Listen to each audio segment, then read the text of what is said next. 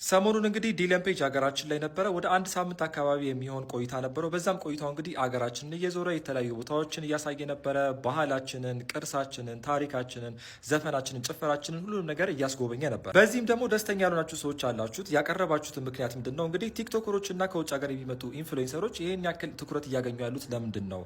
እኛ ለዓለም የምናሳየው የተሻለ ችግር የለብንም ወይ የሚል ነው። ሌላኛውና ሁለተኛው ከዲለን መምጣት ጋር ተያይዘው የተነሳው ያለው ትችት ምንድን ነው? እንግዲህ ኢትዮጵያን እስከነ ችግሯ ትክክለኛ ገጽታዋን አታሳዩም የሚል ነው። ልክ እንደ ረሃብ፣ ጦርነት፣ የኑሮ ውድነት፣ የዋጋ ግሽበት ሊሆን ይችላል። እነዚህ ለምን አናሳይም የሚል ሀሳብ። ከትችቱ በተቃራኒ ደግሞ የዚህ ሀሳብ ደጋፊዎች ወይም ደግሞ የዲለን ፔጅ መምጣቱን የሚደግፉ ሰዎች ደግሞ ኤክስፖዘር ይሰጠናል ወይም ደግሞ እይታን ይሰጠናል፣ ሰዎችን ወደኛ ይጋብዛል፣ ኢንቨስተሮችን ወይም ደግሞ የቱሪዝም ቢዝነስን ያሰፋል ወይም ደግሞ የግሎባል ኢንተረስትን እኛ ሀገር ላይ ያመጣል የሚል ሀሳብ ነው። ሌላኛው ደጋፊዎች ያነሱት ሀሳብ ምንድን ነው? እንግዲህ አፍሪካ የተቀባችው የድህነት ቀለም አለ። እሱም በዌስተርን ሚዲያ ነው። እስከዛሬ ድረስ በፖቨርቲ በችግር ነው የምንታወቀው።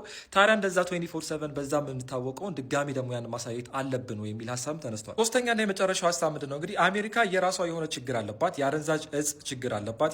የራሷ የሆነ የውንብድና ወይም ደግሞ የክራይም ሬት አለባት። ወንጀሎች በጣም አሉ። ሆምለስነስ አለ ወይም ደግሞ ጎዳና ላይ ያሉ ሰዎች አሉ። ቤት ያጡ ሰዎች አሉ። ነገር ግን ይህንን ሶሻል ሚዲያ አውታሮች አይሸፍኑትም ወይም ደግሞ ስለዛ አንሰማም። ሌላም ደግሞ ስኩል ሹቲንግ አለ። ይገዳደላሉ፣ ይተኳኩሳሉ። ግን ያንን ነገር ሰምተን አናውቅም።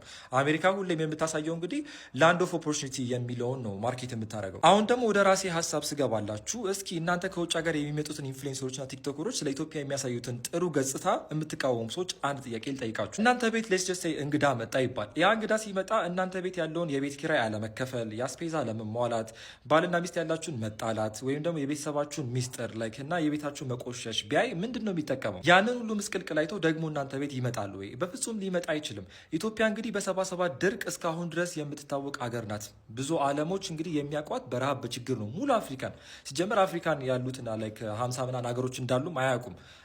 አፍሪካ እንደ አንድ ሀገር ነው የሚወስዷት።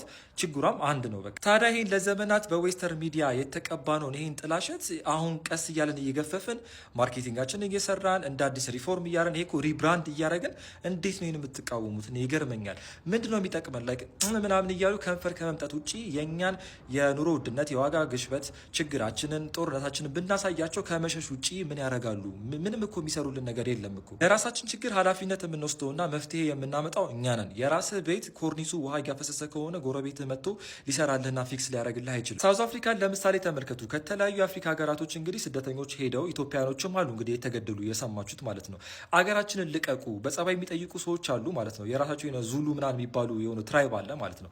ያ ጎሳ የሄደ በሁሉም ልቀቁ፣ እኛ ላይ አንፈልጋችሁም፣ የታይም ገደብ ሰጥቷቸው በዚህ ጊዜ ልቀቁ፣ አገራችሁ ላይ ደግሞ እናንተ ሄዳችሁ መንግስቱን ፋይት አድርጉና የራሳችሁን ሀገር አስተካክሉ። ስለዚህ ለራሳችን ችግር ራሳችንን ኃላፊነት ያለብን ራሳችንን የምንቆመው ገባችሁ አይደለ?